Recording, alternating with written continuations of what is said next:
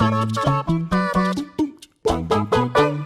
guys, I'm Adam Wilbourn from WhatCulture Football, joined by Andrew Pollard from WhatCulture Football to give our reaction to the latest England squad announcement for the upcoming games in the Nations League between England, Iceland and Denmark, of course. I suppose the big 4 takeaways for in terms of inclusions in the squad, potential debuts for Dean Henderson, Phil Foden, Calvin Phillips of Leeds United and Mason Greenwood. The major omission, Jack Grealish. Harry Maguire is included in the squad for those games. As I said, England versus Iceland, Saturday, 5th of September.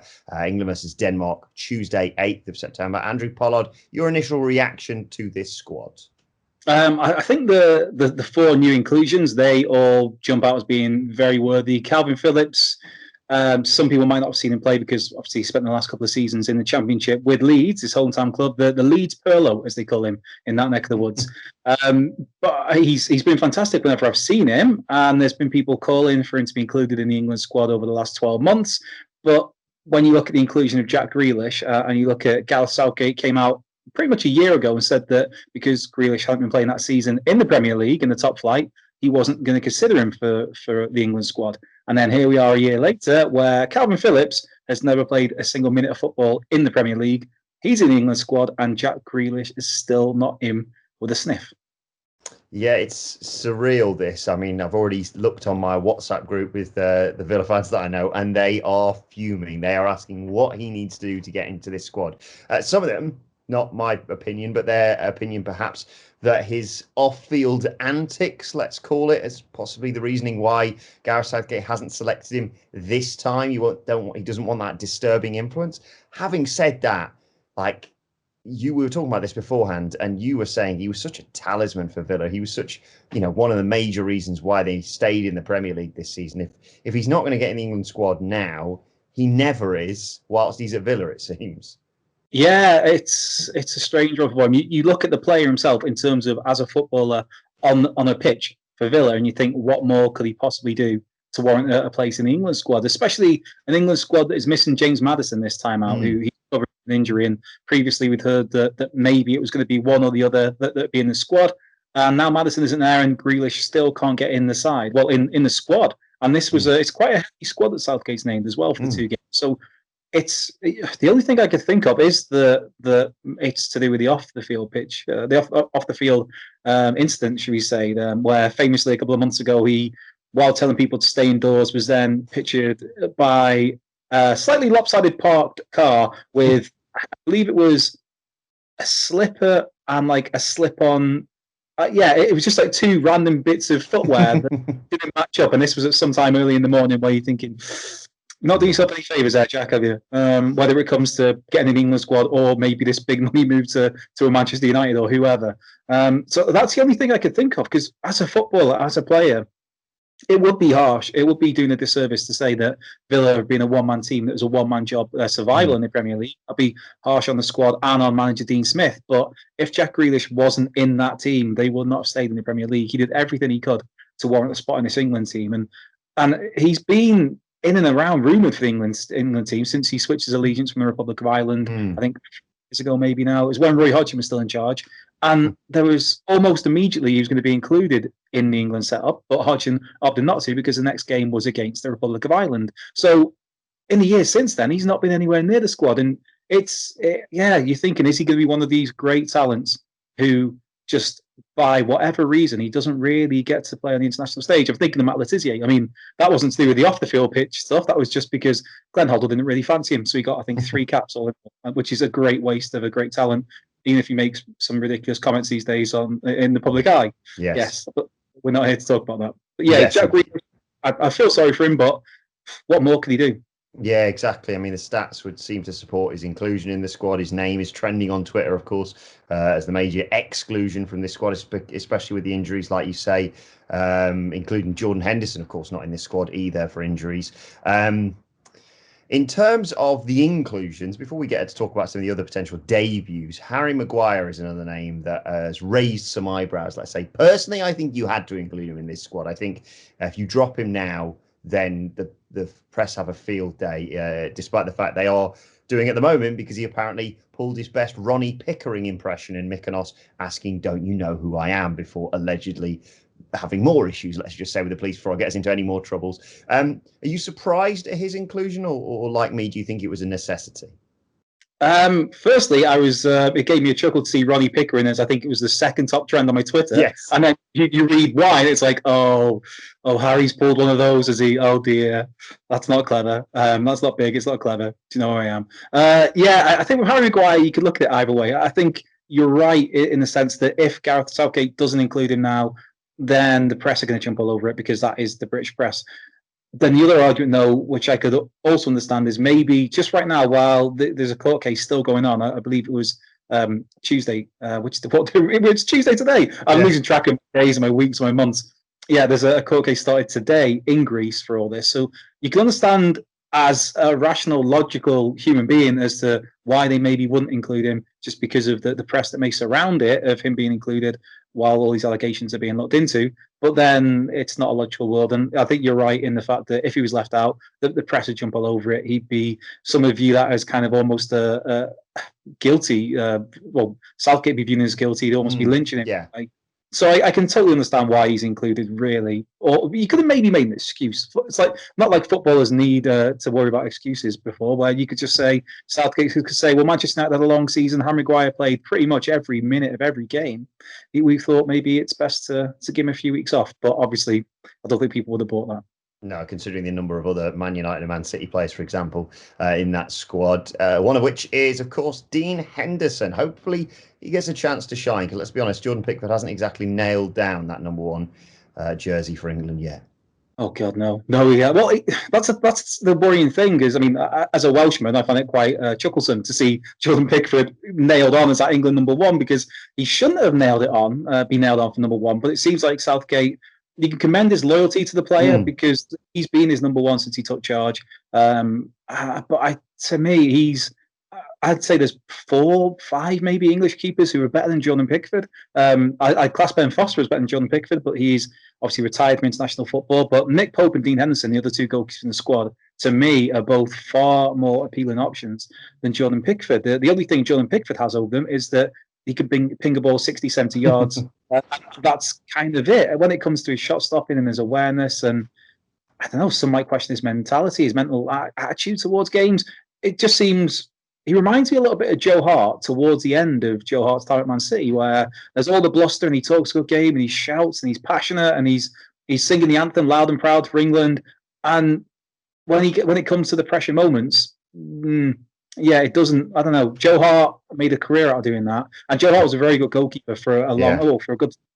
But you could see why City got rid of him, because he was starting to. If you're going to have that bravado about you and you're going to have that arrogance, you've got to back it up. And towards the end of Joe Hart's time at City, that started to wane a little bit. And I think Jordan Pickford's at that stage already for me.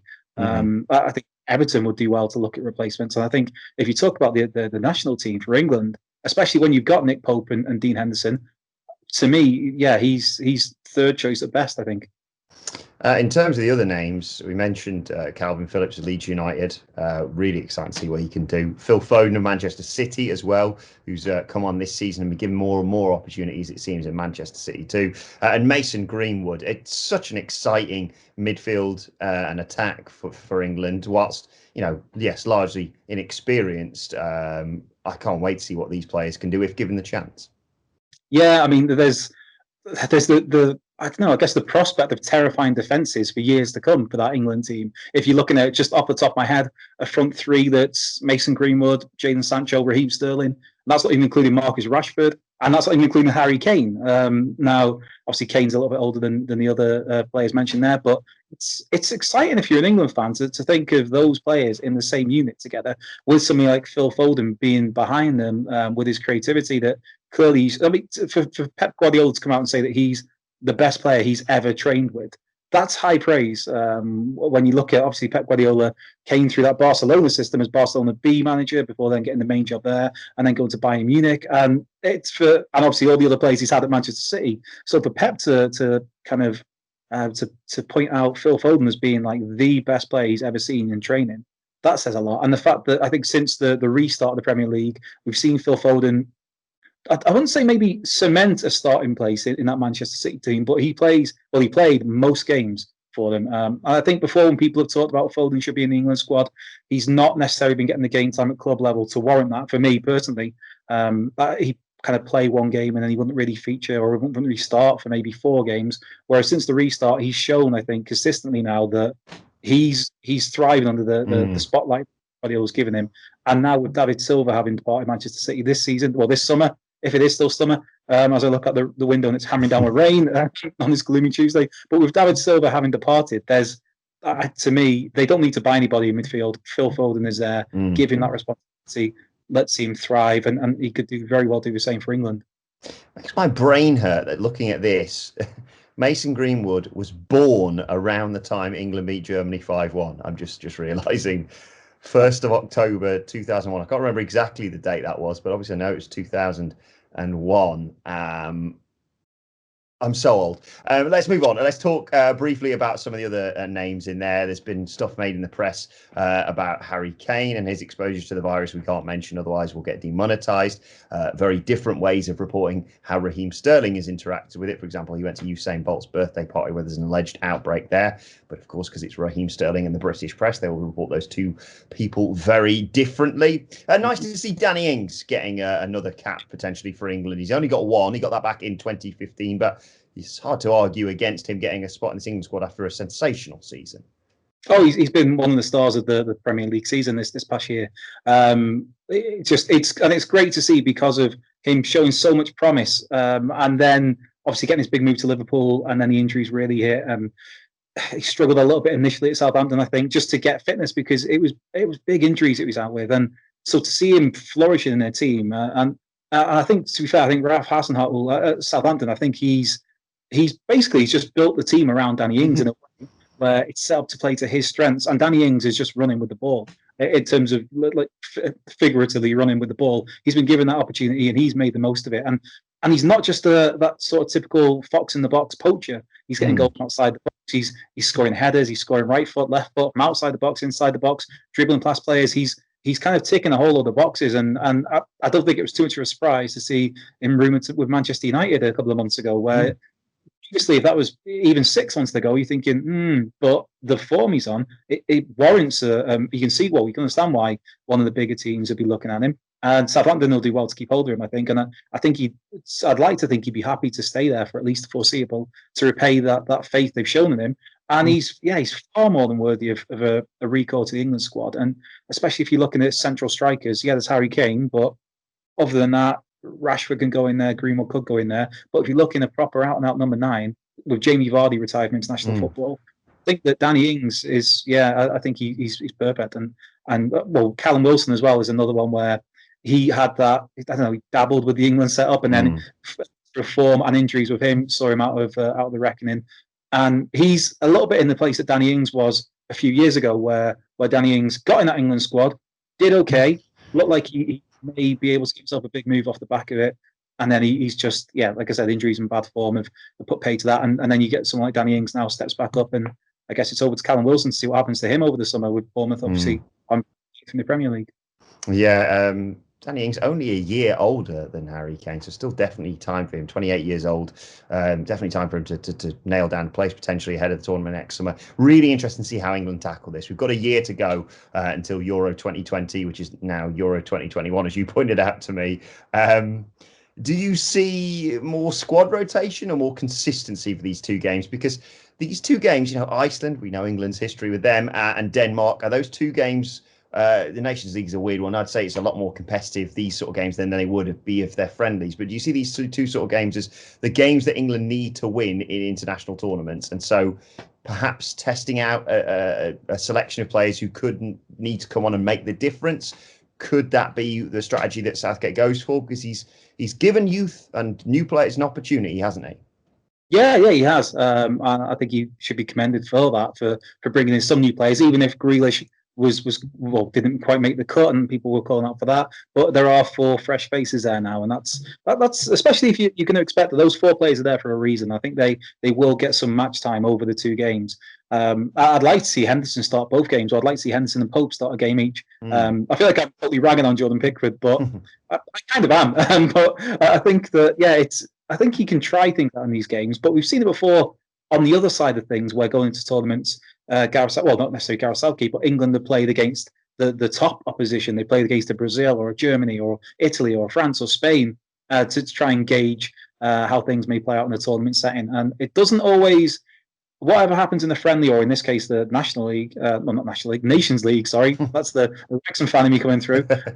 It doesn't always translate to if you got these sort of games in a competition. But I think, to me, I'd go with fresh ideas. The fact that there's no designated specified left back in this squad is an interesting one for me, I think, because does that mean he's maybe going to try 3 at the back? But then, even then, you're going to need somebody, if you're going with 3 at the back, you're going to have somebody who's somewhat defensively adept on the left side as a wing back, or even as a deep sitting wide left midfielder, I guess. But Calvin Phillips can maybe be the person to try, because he has played left back at times, and he's a very cultured footballer.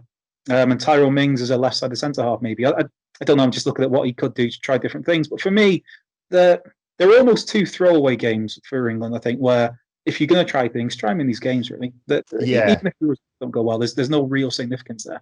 No, exactly. I don't think England fans will be upset if we didn't get a win necessarily in these games, if we got to test out these theories that you're suggesting there, who potentially could partner Harry Maguire in the defence for England at the tournament, someone like a Joe Gomez, or can Tyrone Mings or Michael Keane fight their way into that? Like you say, who's going to be the goalkeeper?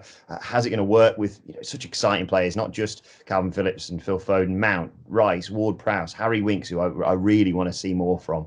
I really think he could do something for England in these sorts of games. And then, like you say, that strike force, not just Kane, Rashford, Sterling, but Sancho, Ings, Greenwood, Abraham. It's such an exciting time. We're going into these fixtures with more questions than answers, and I'm kind of glad about that. I want to see this being tested out. Just to reiterate, if you've missed that, it is 4 potential debuts for England over the next couple of games against Iceland and Denmark on the 5th and 8th of September, respectively. Potentially Dean Henderson, Phil Foden, Calvin Phillips of Leeds United, and Mason Greenwood. No Jack Grealish, but Harry Maguire is included in the squad. Do let us know your thoughts on everything in the comment section below. Don't forget to like, share, and subscribe. And subscribe to What Culture Football, wherever you get your podcasts from, for daily football podcasts right out and about on the go. As everyone else has, continue the conversation on Twitter at WhatCultureFC. And watch there, you can follow both of us. You can follow Andrew Pollard at Culture the Left Peg. You can follow me at Adam Wilbourn. Follow us all at WhatCultureFC, as I said. But for now, this has been the England squad announcement reaction. Most importantly, Andrew Pollard, it is still coming home. It's just been delayed somewhat. Oh, no, it's 26 years since the song. We're talking 56 years now. It's of her, 56 years of her for England fans. And there's still that glint of optimism every time there's the first beat of Three Lions starts. You can dream. Good luck. Yeah, good luck with that one. I got one more Christmas out of my Gareth Southgate Christmas jumper to wear. Wow. I mean, if you're copying Gareth Southgate, I mean, I could copy Ryan Giggs, but I don't think my other half be too happy with that. Let's wrap this up before we get any more allegations. Thank you to Andrew Pollard for this. Thank you for joining us, and we'll see you soon.